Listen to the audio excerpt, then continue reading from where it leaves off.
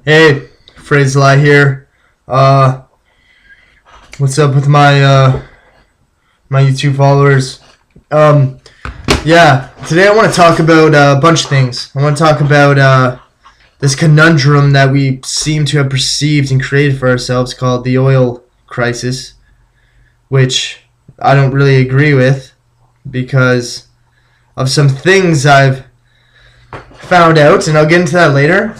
But yeah, I want to talk about two things today.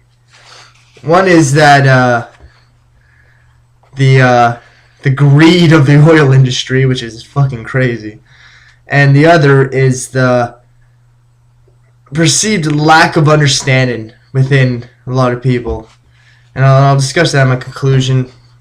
But yeah, so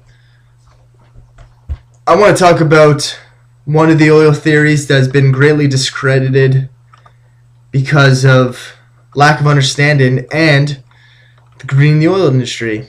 And it's called abiotic oil.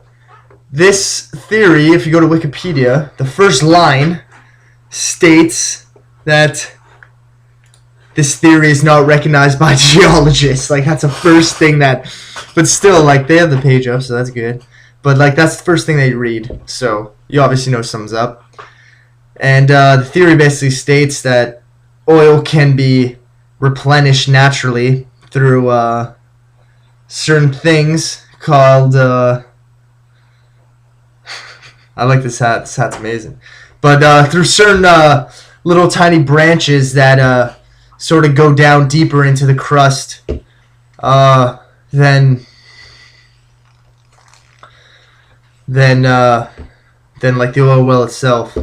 So basically, it states on the grounds that other planets have petroleum, that petroleum is not a biological substance, which many people, it's common belief that it is, that it's degraded fossils and biological things, but this theory states that it's not a biological substance and that it's basically a natural substance, a sort of mineral that just is produced naturally without any aid from biological life or fossil degradation or compression or anything.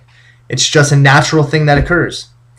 And this theory supports itself on observations of moons from let's go with this hat. See what this hat does. Come on, hat. There we go. Yeah. It supports itself with theories from space, which are like there's tons of planets out there. There's actually gas giants are made out of gas, like certain types of gas, like helium. Like Jupiter's a helium gas giant. Saturn has a bunch of gases in it. I think it's like all the noble gases are in Saturn. But yeah, so. Also, these moons in the planets, they're filled with petroleum as well. Like Saturn's moon Titan and Jupiter's moon Europa. Europa's filled with methane, and Saturn's moon Titan has lakes of petroleum, like literally lakes that are on the surface, just like resting there. So, I don't know, it's pretty strange how how we've sort of convoluted ourselves into thinking that natural occurring things are biologically occurring.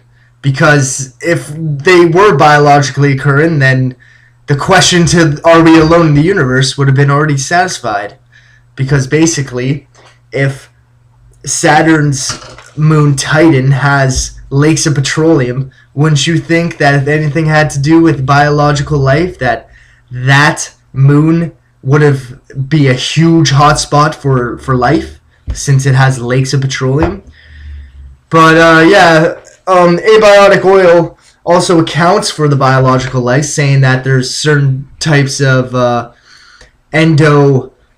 bacteria and uribacteria that feed on the oil, which is obviously right because bacteria can basically live anywhere. So, and that's what accounts for the presence of certain types of life. You know, like there's no fossil evidence inside of a fucking thing of oil. Like, the hell? It doesn't make any sense. It just doesn't make any sense. Like, for it to exist down there, like the world doesn't, like, you know, like it's not like a milkshake that gets stirred around all the time. It's flat, and like earthquakes happen sometimes, and if anything, it rises outwards because the mantle, which is heated by the core, is pure lava, and like the thing that makes the crust is when the core when it cools. So this whole thing about this energy crisis and these skyrocketing prices, it's just ridiculous. It makes me think that like these people are just trying to take all of our money in order to like perpetuate some sort of system of greed, like just trying to squeeze us until we'll like evolve or break or something. It's horrendous. But yeah, that's what I wanted to talk about today. 6 minutes in. Hopefully I made my point clear. You guys can look it up on Wikipedia. Always keep a watchful eye for the unbiased. Always be unbiased. Always. Don't think just because President Obama has been fucking saying a bunch of shit about all this oil that's not going to come out of the ground anymore. Doesn't mean anything. Alright? Like, sure, it is a finite resource, but it's not an immediate crisis like we perceive it. It's just, it's an impending crisis, of course, but it's not an immediate crisis. I think that they even have technology that can recycle the air now and take the CO2 out of it. But I don't know. That whole global warming thing is going to be another video. So yeah, the oil crisis, I think it's just a front for them to take all your fucking money, and so that they can go into the Afghanistan states and take all their fucking money. You know, because the American way of life is being perpetuated in those countries now too. Alright, so yeah. Just want to tell you what I think about the oil crisis, and yeah, I'll be seeing you guys later. Alright, see you later.